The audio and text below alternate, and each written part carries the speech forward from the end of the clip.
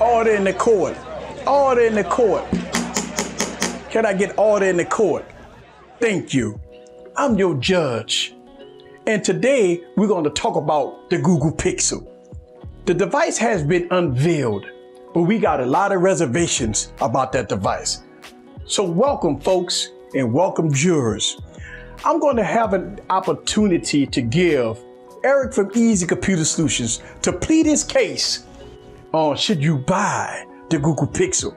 So today on the chopping block, we got the Google Pixel. So I want to bring up Eric from Easy Computer Solutions to talk about why we should buy the Google Pixel. Eric, you may take the podium. Thank you, Your Honor. I appreciate that. I know I'm here again to present my case about another smartphone that's on the chopping block. The Google Pixel 3 and the Google Pixel 3 XL. A device that we knew was coming. All the leaks for the last couple of months came to be true. Everything we knew about the Google Pixel 3 and the Google Pixel 3 XL was unveiled months ago. Everybody knew every part of this device, even the specs. We knew everything about the device. So it's nothing new here. We also knew about the notch. And yes, the notch is large, kind of like my hairline, really thick. But that's okay. Let's talk about the good qualities of the Google Pixel. Pixel bring in stock Android. One of the things that you have to understand about a Google Pixel, it's the way Google intended to be when it comes down to software. Google Pixels is the only device that gives you the stock Android experience, fast and fluid, no problems. The Google Pixel 3 and the Google Pixel 3 XL coming with Android Pie to boot. You got a nice choice of colors. The device kind of have this reminiscent of the past 3 years when it comes down to the design. If you go back and look at the very first Pixel, it had that design that was only unique to a Google phone. You knew one thing, that good or bad, you knew it was a Pixel. As we move forward to the Pixel 2 XL, it brought some enhancements. Also a great camera. Now Google claims, and a lot of people out there claims, that the Google Pixel cameras is the best of the best. Better than other devices that's out there. Listen, I know we beg to differ. They do have a lot of devices that proclaim to be the best. But Google uses a unique way with their devices when they come down to the cameras. Software. A lot of software that's involved. Listen, one of the things that I want to plead to you guys today, please understand, the Google Pixel is intended for a special niche crowd. If you coming from a Apple iPhone and you want to come in the Android ecosystem, the Google Pixel is almost the way to go. If you look at the way the iPhone with the touch gestures and everything like that, coming from an iPhone to a Google Pixel brings you right at home. The notch, the software, the touch gestures. And you know one thing, if you buy a Google Pixel, you will be guaranteed software. Now I know when we look at the specs, it has the 845 processor with 4 gigs of RAM, 64 gigs of storage. But you got to look at it like this. Even with the 64 gigs of storage, Google gives you unlimited storage when it comes down to your photos and videos. So that's a good thing.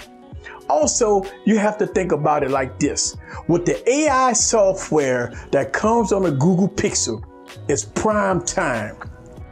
So when you're looking at the way Google intended this phone to be, you have to be proud that this is one of the best devices that Google expect you to have. Now, a lot of reservations about the price. We know that in 2018, $999 is the core price for a flagship. If you wanted 128 gig Google Pixel 3 XL is $999. But that's nothing new. Look at the iPhone, 64 gig, $999. Look at devices like the Galaxy Note, $999, 128 gigs.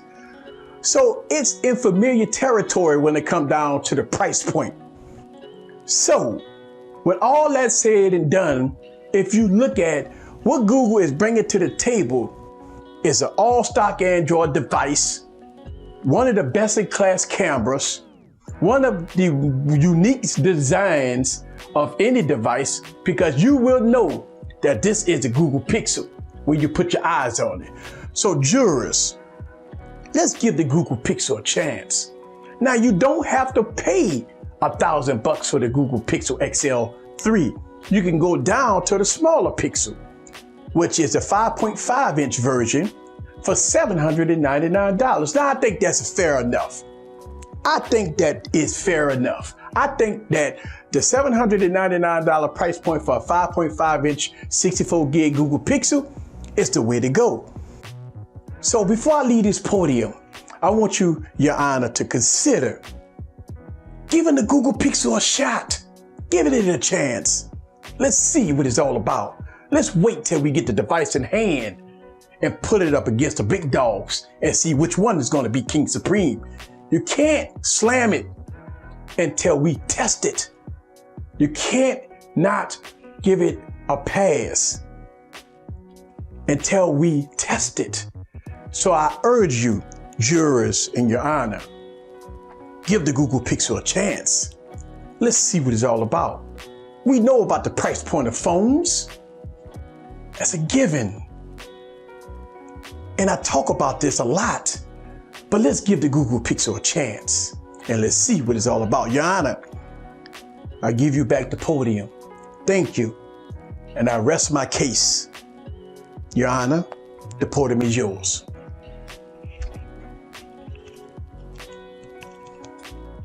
All right, Eric, you plead your case very well about the Google Pixel XL 3, but I got some reservations here. Got some strong reservations here. One thing that I want to say is that this device has been one of the leaked devices of all times. And yes, you're right. We already knew we was getting with this phone. But does it make it right? Does it make it right? Another thing that I got concerns about is the notch. Wait a minute. We got two cameras at the top. This notch is coming way down. I mean, way down. We don't have Face ID on this thing. So why we got to have a notch so big? I've seen other phones that has good cameras in the front, but not a notch. Now, I would say that since we talking about iPhones, at least the notch come in handy with Face ID and stuff like that. But just putting two cameras at the top of a device has a notch that deep. When I seen this phone and I look at that notch, it's unexcusable. No Face ID. Yes, we got front-facing speakers, but gee whiz, it has a huge chin also. Now, I got strong reservations about this. I got very strong reservations about this device. The Google Pixel ain't no Galaxy Note. The Google Pixel is not up to par to some of them other devices. The Google Pixel stock Android. That's it. It's the phone that Google intended to be, but not no $1,000 phone. I got strong reservations about that, but it's early. It's early. The phone just released. It's early.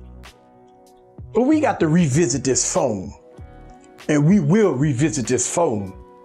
So I'm going to give you a temporary state about the Google Pixel because I'm not liking what I see, but I have to be unbiased in this situation. I do not like the design. Now you say that this design is one of uniqueness from Google. I beg to differ. It's not a classy design. The design is terrible. It's ugly. But that's here or there. Some people might like the design. Maybe my eyes see things different from others. That's okay. I am going to give you a temporary stay because you plead your case very well, but Google better bring it, and we're going to revisit this phone very soon. So, temporary stay from Eric, Easy Computer Solutions. Next case, please. Next case. Next case. Next case. I hope y'all guys enjoyed this video. I'm starting this new series of judgment videos on a lot of devices that we have to judge. Now, the Google Pixel just came out, so we can't pass judgment on the phone right just yet. We got to give it some time. I can't prejudge anything until we give it some time. I will go back and revisit this phone again in a few months and see how it holds up. This is Eric from Easy Computer Solutions. Leave your comments down below. Let me know what you think about the Google Pixel 3, Google Pixel XL. See you guys on the next video. Peace.